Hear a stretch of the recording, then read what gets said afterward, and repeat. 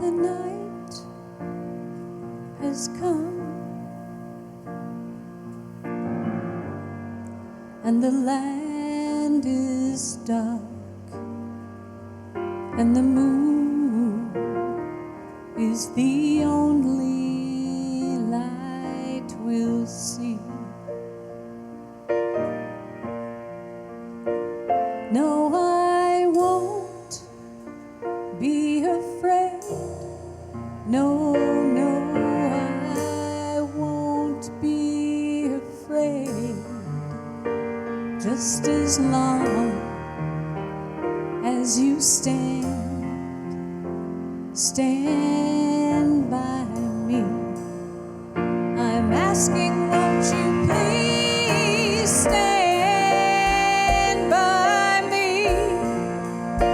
Oh, stand by me. Ooh, stand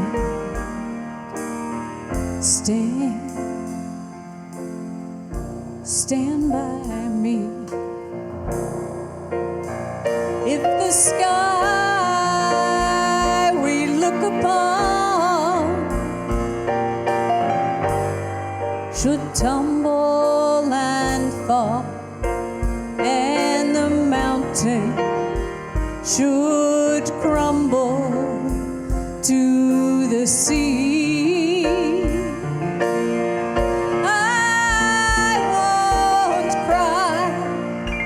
I won't cry, no, I won't shed a tear, just as long as you stand by me. Oh, all you darlings, stand by me. Oh, stand by me. Stand. Oh, stand by me. Whenever you're in trouble, come and stand by me. Won't you please stand by me? Oh, stand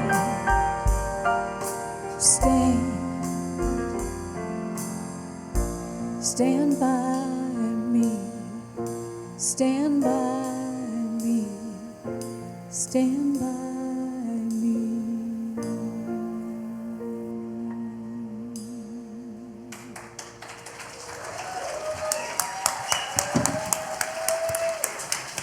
All right. Dianna Hughes, thank you very much. Woo, thank you, Dianna and Todd and Kent. Whew, I will stand by you anytime. And the same for all of you.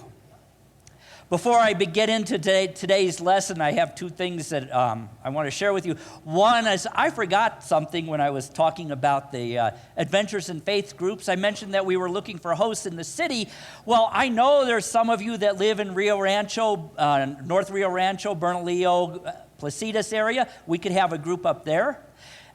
We could have a group because I know there's a bunch of you that live in Belen, Los Lunas, and Rio communities. We can have a group down there. So if you're interested in hosting and or facilitating, you can do both if you want. Just let us know. There's sign-up sheets in there. And Todd, I just have to share with you, you probably haven't checked your email this morning, but I woke up this morning with the words to that song by David Roth going through my head, and I sent you an email, said, can we do that on the 27th? So we get to sing it again, I hope. It's a powerful, powerful song, especially if you think about the words. And it fits so well with what we are talking about this month. This month we are embarking on this series that everything is better with friends. And part of that is, how do we tell people? How do we tell our friends, known and unknown, expected and unexpected, that unity exists? That we have something that I believe at least the world is looking for. How do we do that? So that's what we are exploring this month. And we're also exploring the idea of how we use our powers like imagination and zeal. to get the word out about who we are, to get these ideas out. And these ideas are not new. We don't claim that we own them. These ideas are ancient ideas. They were espoused by our teacher and way shower, Jesus the Christ, by the Buddha, by every great teacher the world has ever known. The core ideas are all the same. We have learned the last couple weeks that life is about creating. Not just being in creation, life is about creating. But how often do we really stop and think about what we are creating? We don't realize the impact we have. Everything in our experience, even that which is already in existence, even that which is happening in the world around us that we did not create, but we are a part of creating what happens with it, where we go with it. We did not create we in this room did not create the fires in Maui, but we can be part of creating a healing. We did not create wars across the world. Well, sometimes I wonder if we have. But that's a deeper question. But we can create peace. With our prayer intention for the International District, we are focusing on creating a different reality for our brothers and sisters that live in that area. So, what creation is about our understanding, our interpretation, and how we engage that in our own lives and experiences. Thus, we can say that we create our world. And if we create our own personal experiences of the world, then we, as a spiritual community, can create a different reality, a different understanding of these teachings for our community, for our greater community. For those of you who may not have been here last week, on August 27th, we are going to have our Bring a Friend to Church Sunday. But we're not going to do it the way we've always done it in the past. How many of you have been either in this church or some other church where Bring a Friend Sunday, and that Sunday comes and there may be one or two new people? Am I the only one that's ever had that experience? Or are you just afraid to admit it? It's okay. Well, some years ago in another church, I got curious. I go, why is it that when we have a Bring a Friend Sunday, we have 2 or 3 new people show up? And yet I look at other communities, other churches, especially the great, big, huge evangelical ones, and when they have a Bring a Friend Sunday, it's packed. And I go, what are they doing that we're not? And so I did some investigating and some stealing of their ideas, because guess what? They do know how to do it. And so what they do is they spend weeks ahead of time talking about, how do you invite your friends? Why do you invite your friends? Why would they want to come here? Have you ever asked yourself that? Why would my friends want to come to Unity Spiritual Center? Well, if you don't know the answer to that, ask yourself, why did I first come to Unity Spiritual Center? What brought me here? Well, there's a number of reasons that bring people to any church, especially in traditional Christianity. One, it's ingrained as an obligation that you go to church. That is no longer ingrained in our younger people. It's not part of it. They're not looking for church. Thank God they're not looking for church. You know what they're looking for? They are looking for spirituality and community.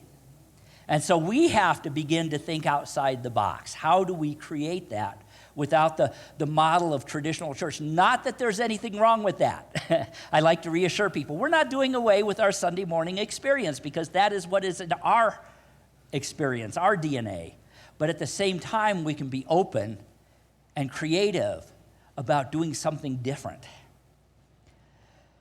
Traditionally, it's been about winning souls for Christ.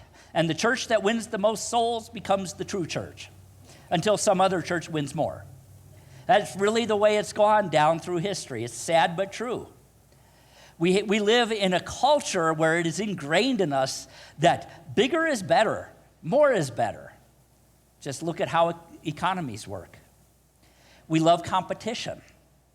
Competition with pro sports, competition between churches. But it shouldn't be about competition. It should be about collaboration, about working together, about finding the real truths beyond religion and building on that. Other churches, other belief systems have a tool that we don't have. Sometimes I kind of wish we did. It's an effective one. And that is fear of going to hell. Darn, we don't have that one. Because we don't believe that hell is a place you go when you die. You can create a hell right here if you want. You can create a heaven right here if you want. For some, there's that fear of being left behind. I love the bumper sticker that says, when the rapture comes, can I have your car?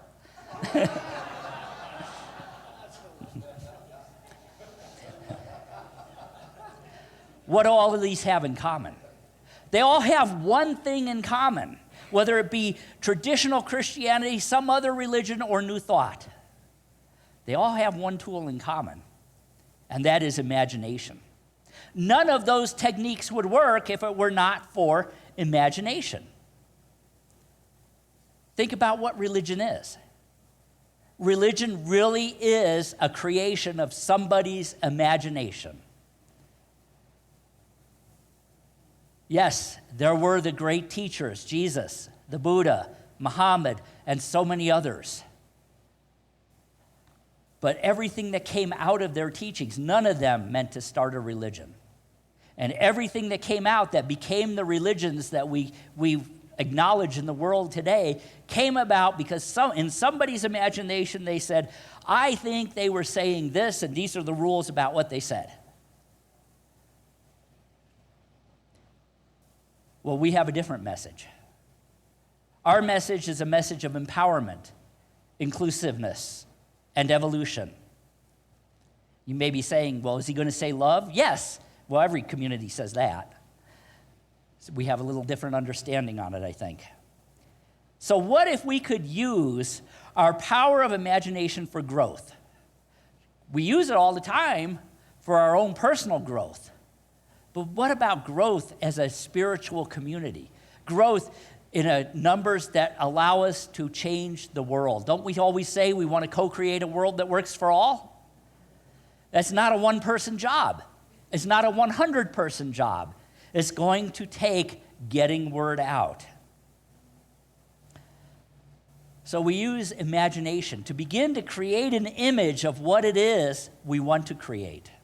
Everything comes from imagination. Every structure, every form, every government, and every religion comes from imagination, without exception.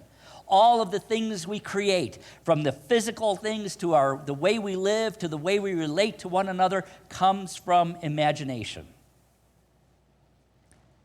So how do we begin to use that knowledge, to use our imagination? You know, I love what Jesus said. In John 14, he said, in my Father's house there are many rooms. If it were not so, I would have told you.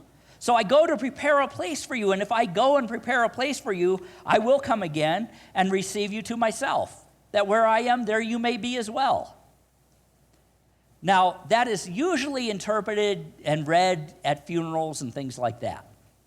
But what if what he was saying was, these many rooms are higher and higher levels of thinking, are new rooms filled with new ideas, new ways of relating. And I go there to explore those and learn those. And that Christ spirit that I have is in you as well, and you rise up with me. What if that's what he was saying? What if through his curiosity, exploration, faith, and imagination, he was discovering new ideas about spirituality? And what if we believe what he said when he said, all these things that I am doing, you can do and more? In the original Aramaic, he said, if you believe what I have said. That means we have that same power of imagination that allows us to generate new ideas, that allows us to think outside the box, allows us to come up with novel solutions to complex problems.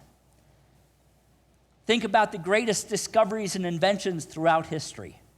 From the printing press to the automobile to new ideas of understanding spirit and relationship, they all started with imaginative thinking. And if that works as an individual, it works as a community as well. So let's do some problem solving. How do we solve problems? Well, we use our imagination. to explore different perspectives, different possibilities. It allows us to mentally stimulate different scenarios in our heads and potential outcomes. It helps us make informed decisions and find effective solutions. Or we can use our imagination to do the exact opposite. What do we choose? In Unity and New Thought, we choose the positive. What good can we take out of this? What can we use this situation as a point to grow from, rather than to wallow in or to increase? That's what we do. One of the beauties of this is in that process, we discover empathy and understanding.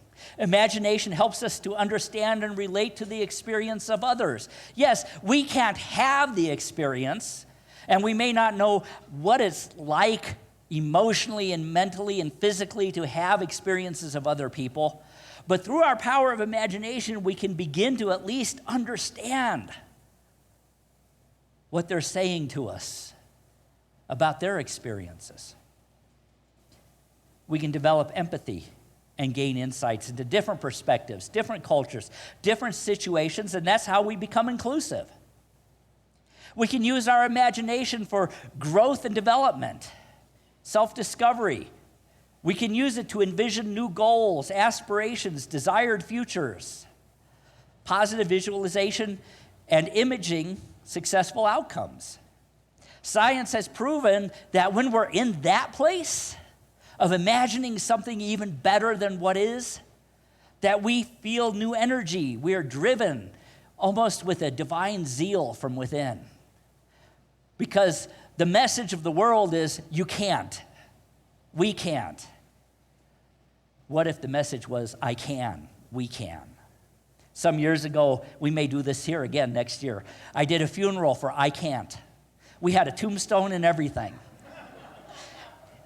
I think we'll do that. It was kind of fun, and it made a point. And there was, out in front of the church in Joplin, there was a tombstone for I Can't. So for our purposes here, our purposes are about personal growth and discovery. That's what unity is about. Personal growth and discovery. We don't tell you specifically what to think. We tell you how to interpret. And you interpret for yourself. What does this mean for me? What do Jesus' teachings mean for me? How do I interpret them? How do I incorporate them? How do I incorporate the ideas that Charles and Myrtle Fillmore and James Dillett Freeman and Ernest Holmes and all Eric Butterworth and Catherine Ponder and all of them had? How do I internalize those for myself? It's all about personal growth and discovery. And here's my vision. The more people that we can reach with that understanding, the more ideas, the more viewpoints, the more opportunities to learn from one another that we have.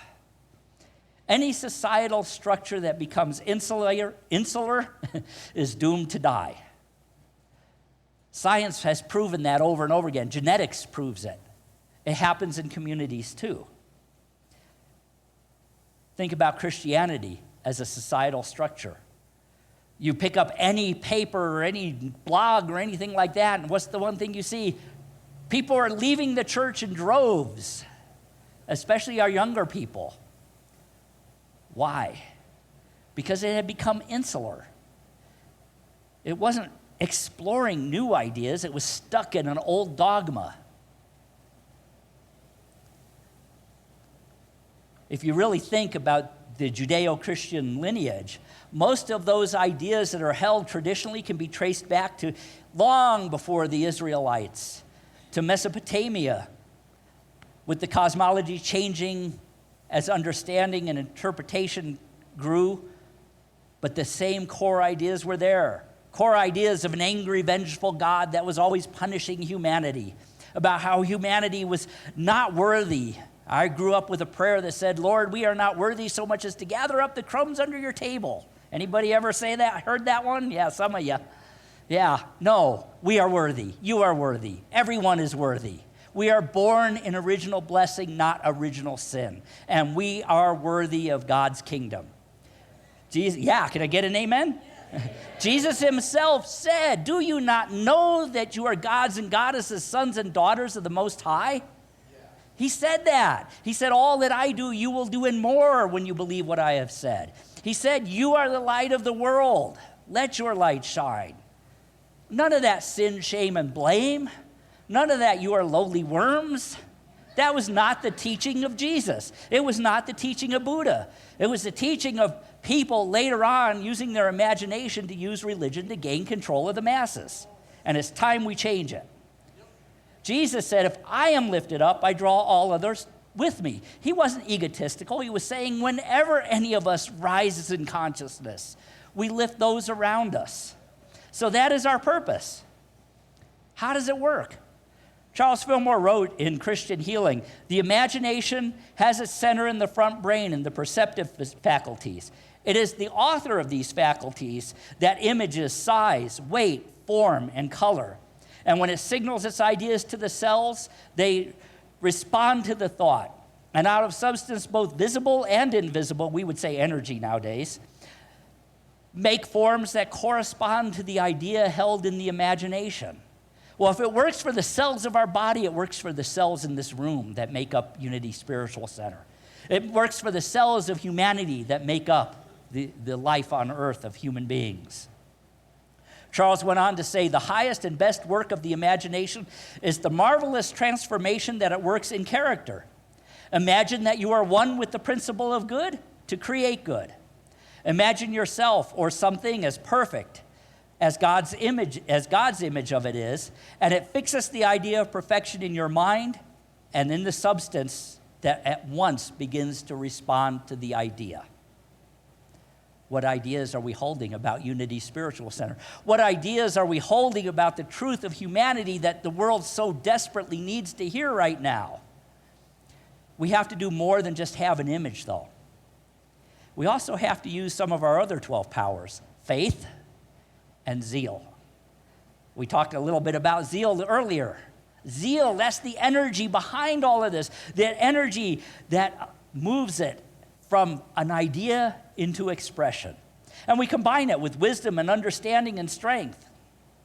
We use our 12 powers to build our understanding, to build our Unity Center, to build a message the world is ready for. The world needs us. You've heard me say that over and over again, and it's not from ego like we're the only one true church. There's others like us. There are people down through the ages that have held to these ideas despite what is going on in the world around them.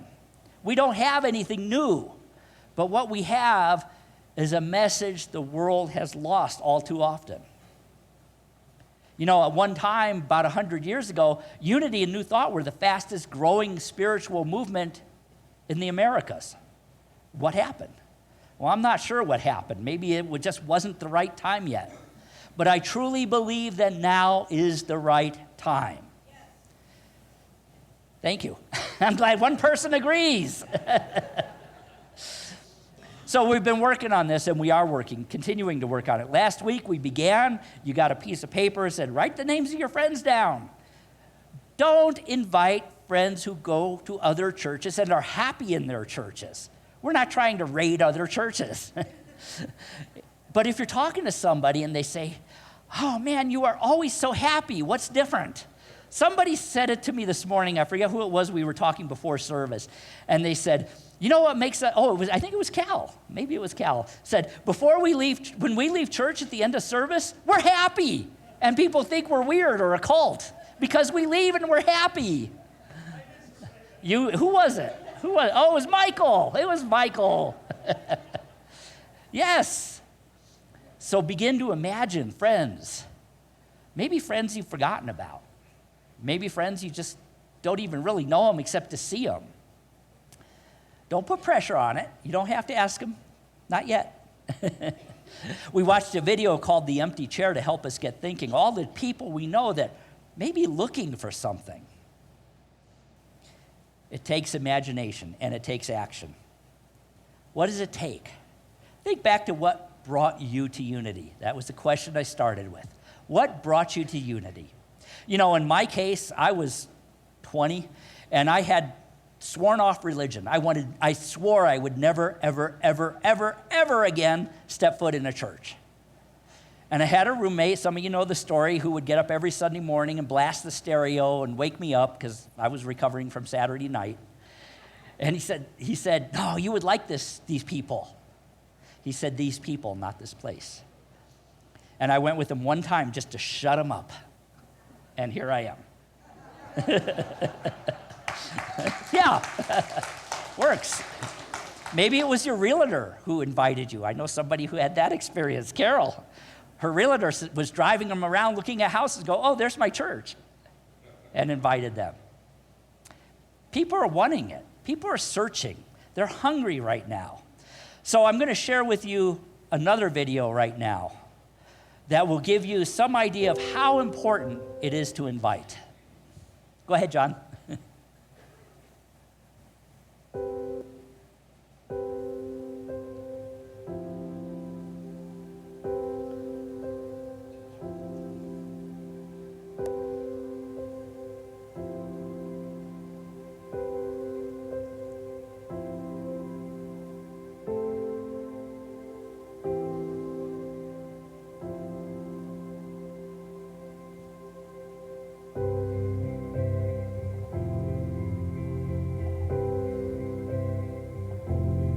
It's going to be full. It's always full.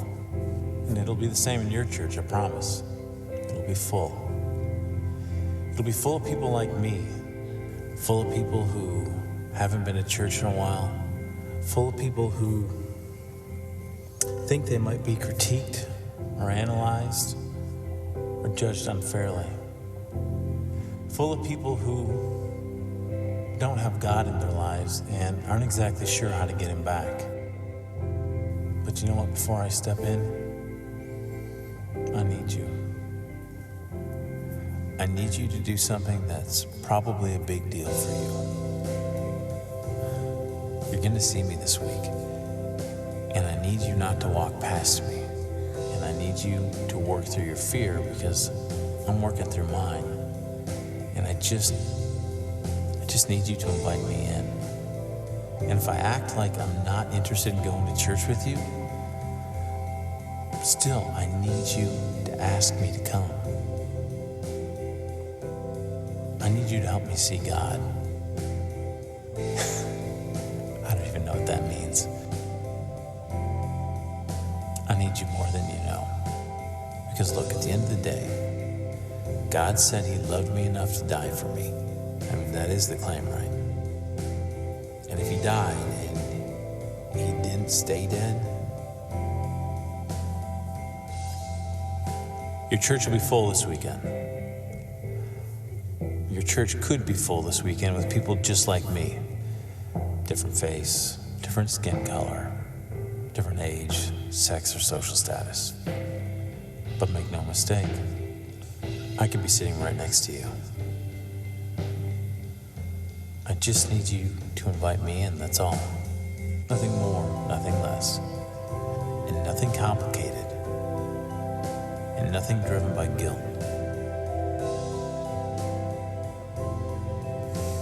Just invite me in. I need you to. I really do.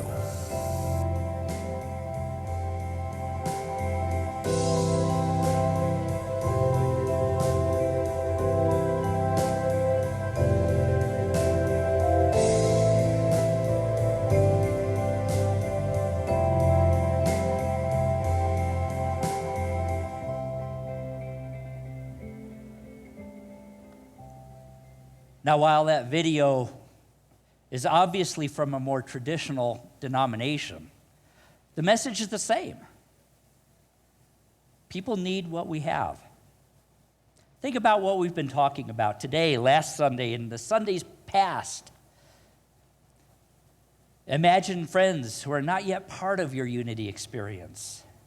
Having friends, new friends, invites us to broaden our horizons, explore new emotions, and engage in our own self-discovery. Think about the intricate tapestry of relationships that have formed, that have shaped your life. and the potential for forging deeper connections with individuals you may not even know yet. Most of you, when you came the first time, didn't know everybody else here. And yet everybody here enriches each other. Every human being out there, if they're awake at all, is searching for answers. Answers to our most pressing problems, like climate change, housing, poverty, clean water, safety. They're searching for understanding. Who am I? Where am I going? They're searching for love. Where are my people? What is love? How can I be a part of a like-minded community? They're searching for spirit. Is there a God? Why has religion not brought me to God? Can I be non-religious and yet be spiritual? I believe that unity and new thought hold the answers to the questions the people of the world are asking today. Searching for solutions to problems, climate change, poverty, war. They have not been answered by religion for thousands of years. Science and technology have not solved those problems. And after 600 years of Christianity, they still are not solved. But I believe they can be solved. And the answers lie in our ability to imagine. Imagine a world the way God imagines it. Imagine people awakening to that spiritual consciousness that there are better ways of doing things, that there is a space for wisdom and truth and understanding and compassion. People are looking. Let's let them know that there is a place they can learn, a place where they can explore and ask questions and find the answers that lie within themselves. The world needs you. The world is searching for you, and it is time to let your light shine. Namaste.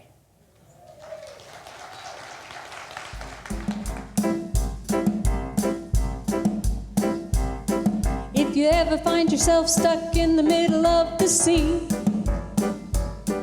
I'll sail the world to find you. If you ever find yourself lost in the dark and you can't see, I'll be the light to guide you. We find out what we're made of when we are called to help our friends in need. You can count on me like 1, 2, 3, I'll be there. And I know if I need it, I can count on you like 4, 3, 2, you'll be there. 'Cause that's what friends are supposed to do, oh yeah.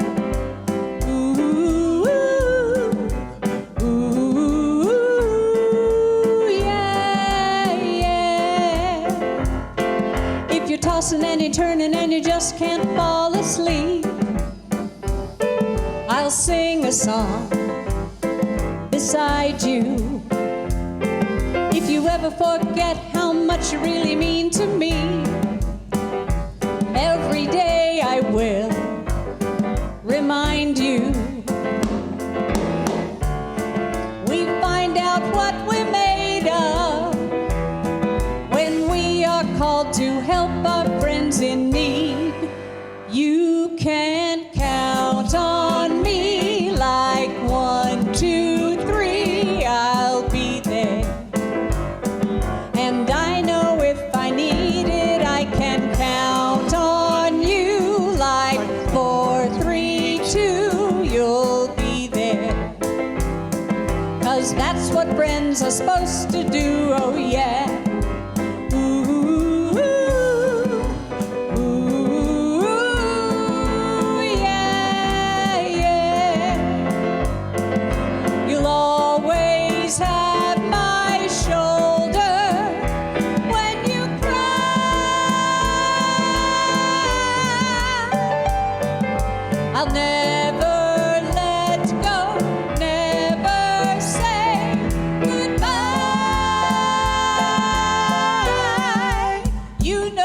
Can count on me.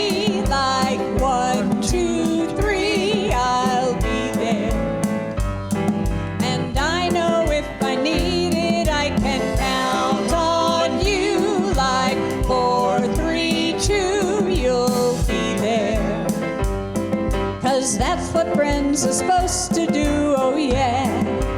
Ooh, ooh, ooh. You can count on me and I can count on you. All right. Thank you.